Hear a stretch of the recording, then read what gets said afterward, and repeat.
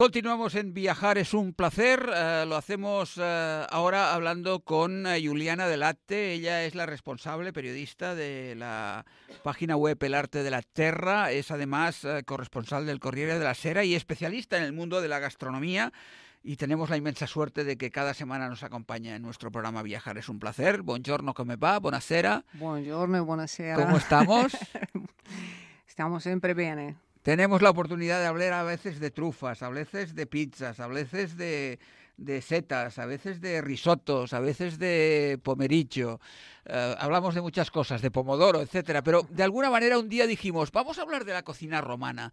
El Imperio Romano o la República Romana son 10 siglos de historia, desde el siglo V antes de Cristo hasta el 475, que es cuando de alguna manera cayó el Imperio Romano de Occidente con Rómulo Augusto, un pequeño emperador que al fin y al cabo pues se lo cepillaron rápido y que de alguna manera fue la gran caída del Imperio Romano, a pesar de que en Bizancio, en Constantinopla, continuó pues 5 siglos más, ¿no? Sí. Desde luego los emperadores se los cepillaban muy a menudo. Muy rápido, sí. Y ellos también se cepillaban otras cosas, ¿eh? Esto es una cosa que va relacionada un poco con el puesto, ¿eh? Vamos a hablar, ¿qué comían los romanos? Porque esto es una larga discusión, ¿no? Parece un poco así a simple vista que en la época republicana era la comida muy austera, era un carácter guerrero que se defendía mucho de ataques exteriores, primero de los latinos, luego de Cartago, etcétera, y que en la época del imperio, con las relaciones que hubo con el mundo oriental, se refinó muchísimo. Yo no sé si desde el punto de vista estricto y gastronómico estás un poco de acuerdo con esta visión generalizada de la historia. Yo quisiera ya decir una cosa que creo que se conoce de los romanos, una característica, o sea, la vida castrense militar. Los romanos siempre han sido primero militares, ante todo. Y entonces la vida militar los antiguos romanos, porque aquí hay que diferenciar un poco los habitantes de Roma, que son los actuales romanos, que los antiguos romanos, para que porque también los italianos no tienen mucha fama así en las guerras de ser muy militares, muy fuertes. No, pero ahora nos estamos focalizando. Estamos hablando al tema, digamos, de los típicos y clásicos romanos conocidos que iban con sus armaduras, y iban a conquistar el mundo, las digamos. cortes, las legiones, y esto como etcétera, ha durado etcétera. Durante muchísimos siglos. 10 siglos. La vida precisamente militar no era una joya, no era una vida un muy camino dura. de rosas, no era un camino de rosas, ¿no? Y además, otra cosa que quisiera resaltar es que en esa época no habían comodidades, no había la luz y el ritmo de vida, sea de los militares, pero que de la gente normal, era más o menos de 6 de la mañana a 6 de la tarde. 12 horas. Con la luz. 12 horas. Y punto. Sí. Y además, tampoco había gran cantidad... Por eso decimos con nuestro técnico Nico que la tarde es decadente, si es que a las 6 se iban a dormir. Sí, está claro. Sí. No había tampoco tanta cantidad de luz. De velas, lógico, porque eran el aceite era caro. Y era caro. Entonces, ¿quién se podía permitir luces para poder alargar últimas horas del día? Muy pocos.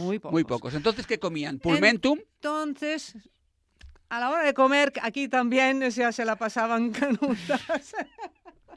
Se la pasaban canutas bastante en general, precisamente porque al levantarse temprano, o sea, haciendo la distinción entre el personaje militar y el ricachón, digamos, o los emperadores, las élites, claro que había una gran diferencia.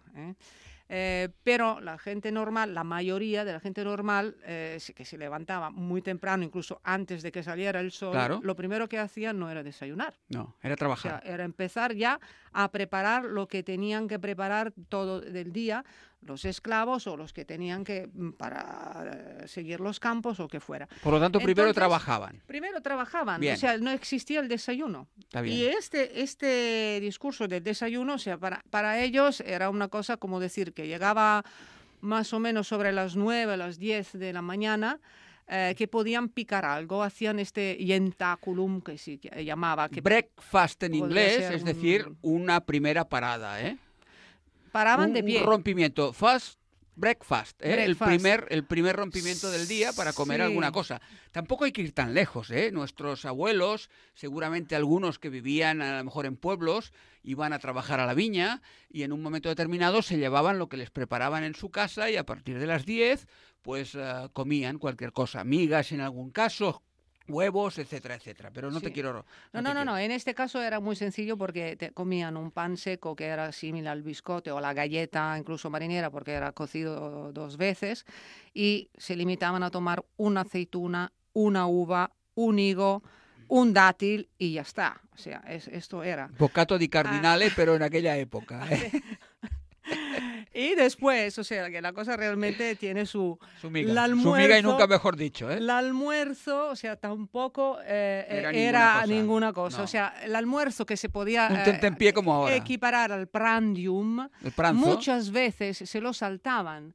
Se lo saltaban porque la cena la hacían hacia las 4 de la tarde. Que era la gran comida del día. Era la gran comida del día. Exacto. Entonces, esta gran comida del día no se la querían ni siquiera estropear, quitándose a lo mejor un poco de hambre, comiendo algo en el pranzo, en el almuerzo, digamos, en el prandium. Además, el prandium, yo he notado una cosa, nosotros decimos pranzo. Almuerzo, pranzo, sí. es más claro, ¿no? La similitud con... Pero bueno, ha sido muchos siglos después que han cambiado las costumbres, pero esto durante muchísimos siglos ha sido así. Bien. Y a partir de las 4 o las 5 de la tarde, entonces sí, había la comida principal más importante. Pero esta comida más importante... entrando en el tema de quién podía pagarse toda clase de productos, de alimentos, como tú estabas comentando antes, que venían de Oriente, pues eran unos pocos. Muy pocos, las élites. Que lo que hacían era un poco, de alguna manera, los banquetes, ¿eh? Los banquetes. Sí, los romanos en este sentido eran excesivos, sobre todo porque la cena para ellos era un ritual. Entonces el ritual combinaba con la estética, no estabas alimentando solo el cuerpo, estabas alimentando el espíritu. Por eso de alguna manera se hablaba muchísimo. Los ingleses incluso reconocen que han sido los romanos con ese planteamiento los primeros a, digamos, transformar un poco la animalidad del acto del comer de todas las personas, porque los ingleses los primeros comían corriendo, mirándose que no le quitaran comida, o sea, eran situaciones que nosotros ahora mismo nos parecen absurdas y de película, pero era así. Entonces, como escaseaba, tampoco había una producción o una sobreproducción como ahora, los alimentos de la tierra en sí era más pobre porque daba menos alimentos, se cultivaba lo que se podía al alcance de la persona. Esto cambia un poco con el imperio, que de alguna manera pues entran algunas influencias de Oriente y por tanto hay un poco más de variedad en los alimentos. Hay un poco más de variedad, exactamente. Y de hecho los romanos, por ejemplo, apreciaban muchísimo las ostras, incluso las cultivaban. Conocían la trufa. La trufa probablemente la conocieron porque los egipcios la introdujeron.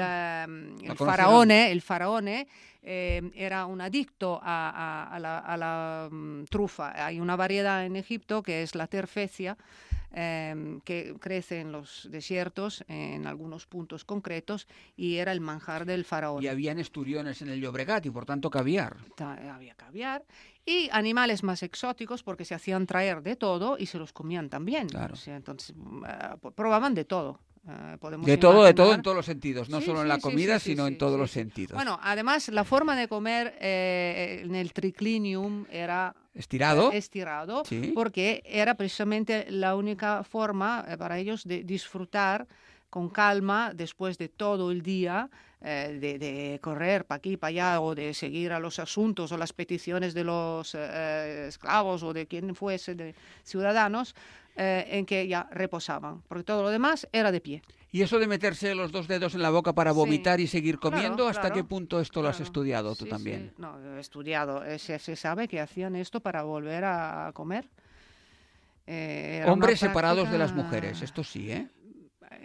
Sí, separados, pero bueno, que también habían momentos en que luego se reunían. O sea, primero comían antes, después, no sé, tendríamos que hacer un viaje en el tiempo para luego realmente saber. Se tomaba vino, lo que pasa es que el vino se aguaba. El vino se aguaba porque era muy fuerte, muy casi malo. como avinagrado. Sí. Y se le ponía miel, se le ponía aguas, especias, era muy diferente también. Ya. Entonces, La cosa muy curiosa es esa, que por parte, por ejemplo, de Apicio, Marcus que fue Apicius, en el primer siglo autor después de Cristo, de fue el Recoquinaria, el primero que habló de gastronomía. Habló de gastronomía, de Recoquinaria, exactamente. Con 486 recetas, de las cuales 375 tiene pimienta. Es decir, esta es la importancia que de alguna manera la pimienta traída de la India pues tenía un poco en la gastronomía romana. O por ejemplo el garum, famoso garum que también se utilizaba como condimento en todas partes. Era muy fuerte, muy potente porque se hacía con las interiores del pescado, etc.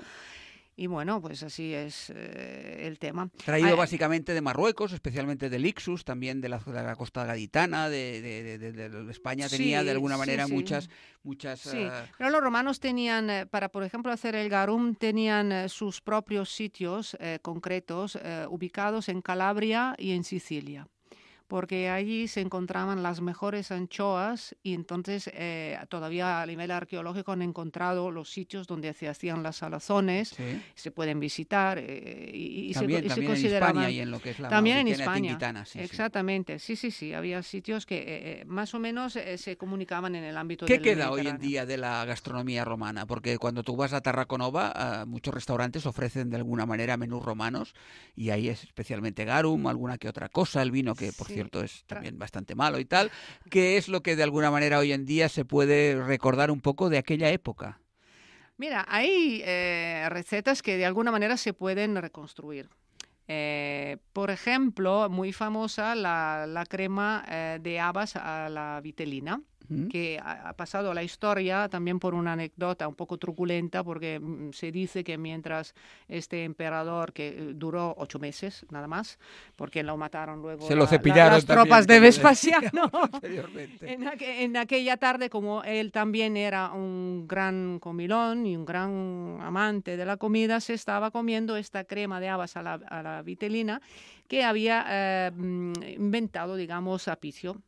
Y entonces, pues es una crema que, mira, la receta yo un poco sí la voy a dar por encima, que se puede hacer con habas y después, digamos, de hervirlas y quitar la espuma que hacen en el primer momento, se le puede añadir un puerro, cilantro, a aquel momento añadían las flores de la malva y luego cocinar otra vez y preparar al mismo tiempo, aparte, la pimienta, que tú decías que estaba siempre presente, efectivamente, con el ligústico. El ligústico era un apio salvaje que se utilizaba... Silvestre, sí. Y se le puede sustituir con apio. Y es una receta, por ejemplo, que sí, que se puede encontrar en restaurantes romanos que hacen un poco de así... Remodelación de la cocina romana. Pero quisiendo, uno puede también probarlo en su casa, probarlo a hacer. Semillas de hinojo también. Podemos poner vino blanco. Lo que sería difícil encontrar el garum. Claro. Pero uno se lo podría un poco inventar. Machacar anchoas con un poco de aceite y tal y cual, y cebolla y no sé qué, y no sé cuántos. La picadura. Y luego, pues, hacer una crema y un buen chorro de aceite de oliva. La historia de la gastronomía, sin lugar a dudas, es apasionante. No olvidemos que, entre otras cosas, el tenedor, algo que usamos cada día, fue introducido en Francia por Catalina de Médicis, italiana de Firenze, en el siglo XV. Es decir, hasta el siglo XV, en Francia, que es de alguna manera uno de los lugares que más, evidentemente, están avanzados en el tema gastronómico, usaban el tenedor. Porque antes se limpiaban todos en el pelo del esclavo, o sea que... Cuchillo y poca cosa más. Muchísimas gracias a Juliana y hasta la próxima semana. Gracias igualmente. Piacere un piacere. Volvemos de inmediato.